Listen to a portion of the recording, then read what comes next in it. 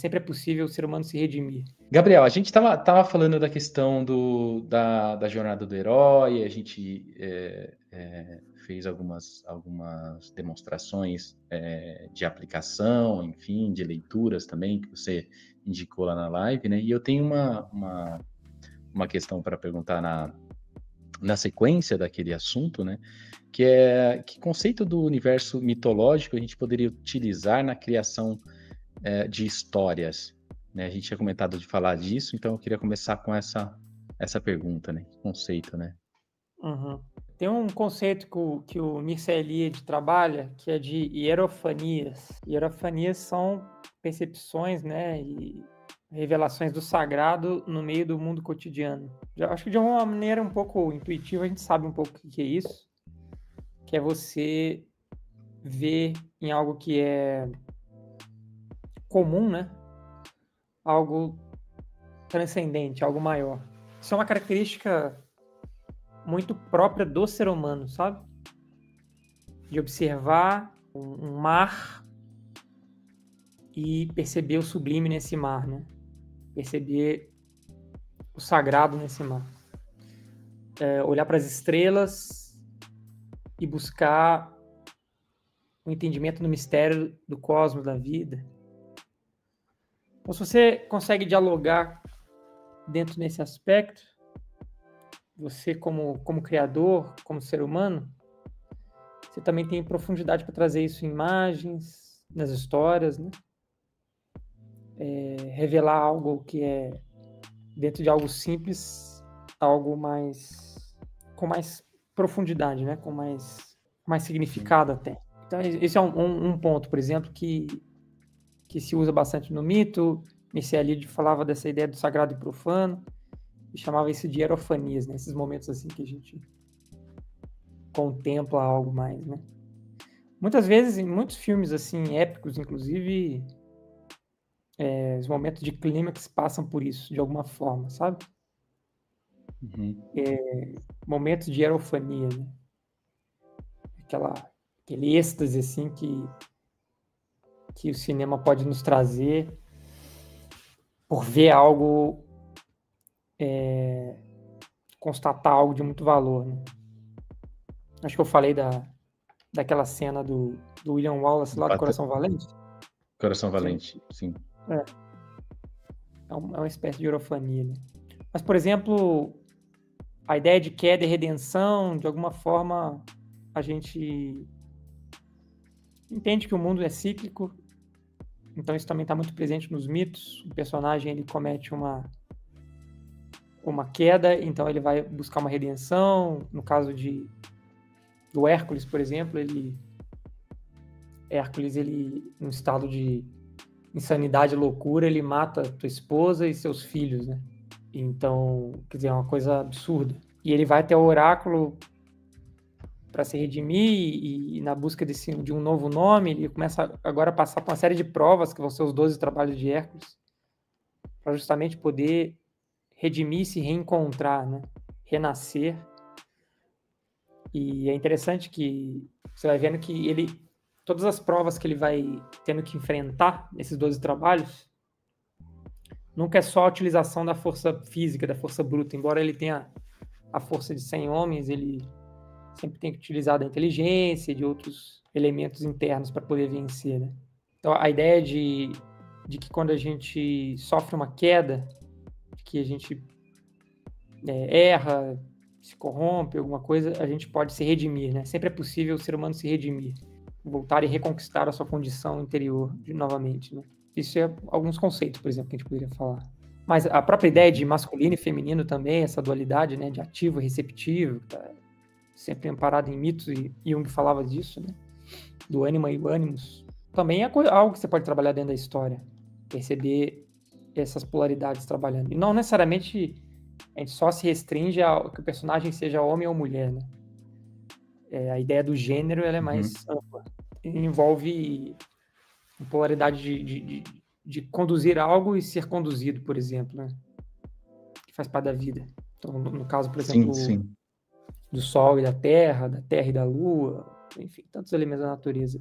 Você tem alguma por exemplo, a pessoa chegou no planeta Terra agora e não sabe nada disso, né? Assim, um artista, que tipo de leitura você indicaria para uma pessoa que está começando agora, ingressando na sua curiosidade, sabe, por filosofia, por contar boas histórias, ou por interpretar melhor as histórias também, entender um pouco mais esse universo todo?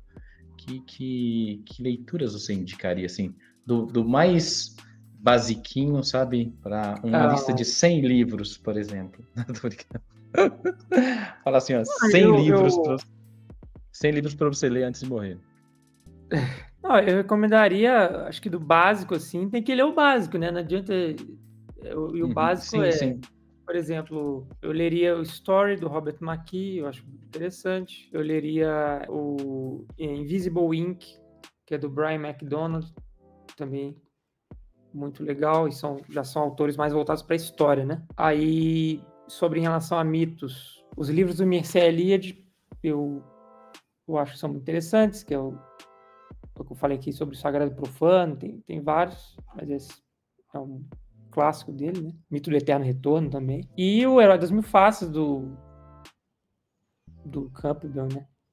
Então, assim, para começar, assim, já tem começar a ter uma noção do que a gente tá falando, sabe? E... Uhum. Eu vou deixar na sua página lá, na página da ICS, lá em Instrutores, tem o link Gabriel Nocera. E lá, na primeira, assim, em cima do banner, eu vou deixar um link ali para essas indicações do Gabriel. E aí a gente organiza, Gabriel, vamos dizer, o básico do básico, o essencial, deixar um link com o básico, e aí, vamos dizer, o primordial ali, e depois alguns outros livros que a gente já deixa o link para vocês aí. Porque eu tenho bastante curiosidade, né? Toda vez que eu converso com você, eu falo, meu Deus, de onde saiu isso, né? E é legal sair pegando e lendo e aprendendo, né? então, é um compilado de um monte de coisa, né? Tem que ir se De somando, de uma fato. vida, Mas né? eu É o acho que só compilado de uma vida. na verdade, de ler gente que dedicou a vida, né? É, isso, é. Conhecer Muitas vezes. e refletir, investigar também, né?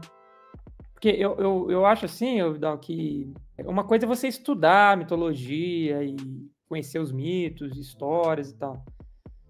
Outra coisa é se você começa a poder viver isso em alguma medida, sabe? Uhum, Quando você vive isso em alguma medida, isso se incorpora de uma forma mais integrada, mais natural. Eu acho que isso muda muito as coisas. Não é um negócio uhum, distante que você só vê teoricamente. uhum.